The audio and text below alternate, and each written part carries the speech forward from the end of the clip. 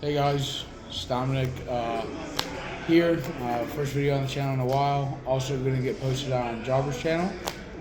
Shout out Jobber, obviously. I just got top 4 at YCS Columbus, Ohio. I played Kewl Tune. I was the one who went the deepest with it. I actually really liked this deck. I had a lot of fun, and I even told, like Asala and Jesse and Ruben, Kamal, the people I stay with as well, like David, Joey. This deck might actually be like one of my favorite decks ever. Like, I actually think it's so fun. I really like it. But we'll get into it, and then I talk about the stuff later. So just played 3 Rotary, 3 Q, 3 Reco. These are the cards you want to draw. Mix is like fine, and you need to play 2 to like actually be able to play the game. Because JJ and KTS can't add from the grave, so you need a second one of this. But it's not a starter card by itself. It only makes a remix. Like, you can go like this, search this, and make remix, and then like you can do some stuff with that. Like, that'll give you follow up as well as RS on their turn and a pop, but it's not very good like if by itself. And then clip, this card sucks to draw usually, except on that feature. Sorry, I'm a little under the weather, but except on that feature with Enzo, which that was something that I think everybody could be a little better at in the Kewl Tune mirror, is just as much as your opponent knows everything that's going to happen, you also know what card you're going to draw. So in my deck, I don't play any, so for my hand traps, like, are all tuners. So I don't play any Imperms, Droll, Fualos. Like, the only card in my deck I can't synchro with is Driver. So a lot of times my opponent can't actually really give me a dead draw. They have to give me a tuner, which is like the worst card I could draw, essentially. Or a duplicate of something like Duelist Genesis. But that's also the only card in my deck that's once per turn. So just as much as your opponent knows every card you're going to draw when you play the mirror, you also know, right? So when Enzo stacked the Effect Veiler on the top of my deck, and I knew that he saw I had talents, right? So I know that he's a good player and he's going to play with perfect information. So he's going to, want to use his remix in my standby phase or draw phase because he doesn't want to turn my talents on, right? And so by using that knowledge in that game, I summoned Clip first because I knew that he would make RS in my standby phase, and then I could use my KTS to search Rotary and make Maker and play from there, and then I could use my talents in the main phase later. That's stuff you just want to like be able to map out your turn, and I knew that under RS I could synchro the Veiler with Maker, and that's how I'd be able to end up outing his RS and making my own Loudness War to try to play around hand traps. So use the knowledge that you're learning through your opponent's turn for yours as well. To kind of explain the hand traps, I think these 9, like Bell, Veiler, and Ash, don't really need any explanation. They're all great. The side frames, I think these cards are really good. Gamma was especially very good, but I wanted to play one more hand trap, and I wanted to do something different. And because I was already playing Gamma, I put Delta in. I think it's good, but the problem with the side frames, again, is you don't want to draw dead cards, and level 2 tuners are the worst ones to draw going second because the only thing they really synchro with that helps that's helpful is Mix. And like I said, Mix is like one of the worst cards to have to start with. So these are not ideal cards to be drawn for turn. Probably the worst ones in my deck. But they were very good as hand traps, and I think I only drew Driver once, which is great. Harmonia, this card is broken. Like, it's very good. The Wind Pegasus could be pretty good in the mirror, as well as against the Fallen and Virtuous decks, or Mitsurugi. And then Packbit is good versus Doomsday, and then Malong is good versus... there's like spots where Malong is good versus this. If they have 2 guys, you're going to send this. If they don't, then you're going to send this. But you need to play Pagbit because it's also the only way the Harmonia beats Q by itself. And then I played 3 Ogres. This card's not great in the mirror, but it's not completely useless either. It's fine game 1. I take it out of my deck usually, except for 1, so I can have access to it with Q, and that it can't be a duplicate because it's the only one that's really dead on your turn. Like Bell's great on your turn. Veiler's the ideal level to synchro with, and Ash can be used on KTS, so this is the worst one. So I side 2 out. But it's very good versus Doomsday, like being able to stop them from ranking up, especially in combination with Harmonia, right? So I have 6 ways to stop them from ranking up. And I side Magma as well, so I have 7 both side, like just in hand trap form. Yeah, so I think that Ogre was very good versus Doomsday and some of the other decks. Not very good versus the Mirror and Sky Striker, but I think it's very good versus like anything that plays like Medius, the Pure or Power Patron cards, essentially, or Doomsday cards for sure. Then I played JJ and 3 KTS, that's just regular. Overtake, and then I played 3 Duelist Genesis. Pretty much this deck has 2 summons, right? Except in like unique scenarios with JJ, but your deck really has 2 summons, like an engine. You have your regular normal summon, and then you have your rotary normal summon.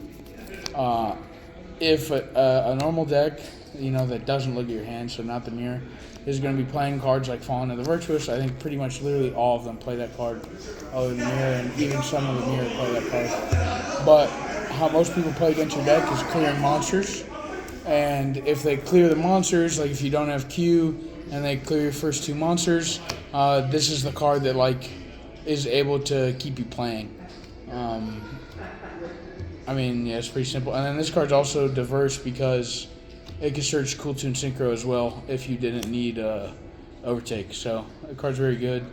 And then like going second, like I said, all my hand traps are tuners, right? So when I go second, this is a card I'm going to be able to start into a field usually, like if I drew a hand trap and I have a chance. And then the last 2 cards I played were Call by Grave and Talents. Talents is just really good into a lot of Power Patron boards, especially Doomsday.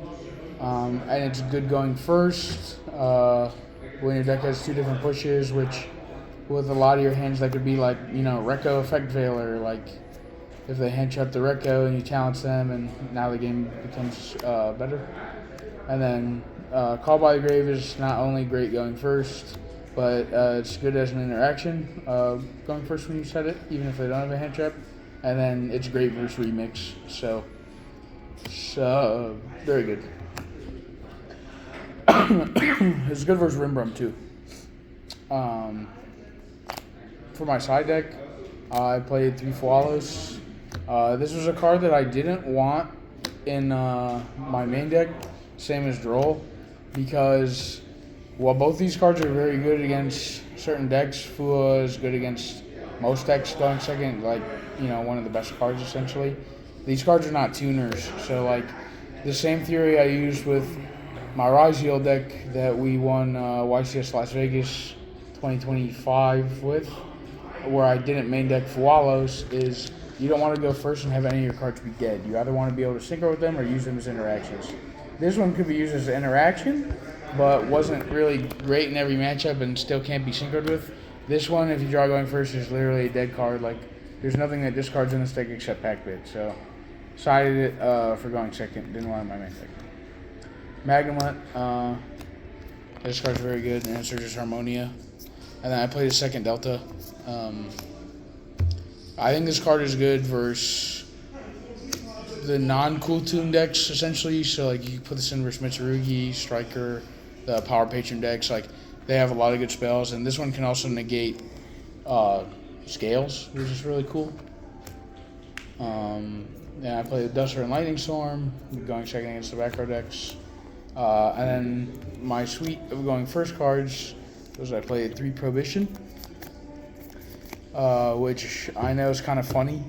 It's an old card, but when you get to look at their hand and you can take something away completely, it's pretty unfair. I mean, you can call Fallen of the Virtuous if you play against like a branded deck and you call Fallen of Albaz. They can't fuse, they can't set it to contact your Zaylin, they can't do anything. And they can't use White Dragon either. So I mean, against like Radiant Typhoon, you can call MST. The deck's pretty much unplayable. And then other than that, you could look at any deck's hand and call whatever the problem is. And I played 2 Accusations. I didn't feel like I needed help like in the mirror going first outside of playing these 4 guys, because a lot of the times in the mirror they're either going to try to Typhon you if you end on like some form of RS board, or like can't end on Remix, like if they draw a card to check Remix, or they're going to try to win a hand trap war. And in both the scenarios, well, one, this is helping you play through, right? If you end on a weaker board, you're going to be able to call whatever you need to in their hand. But also,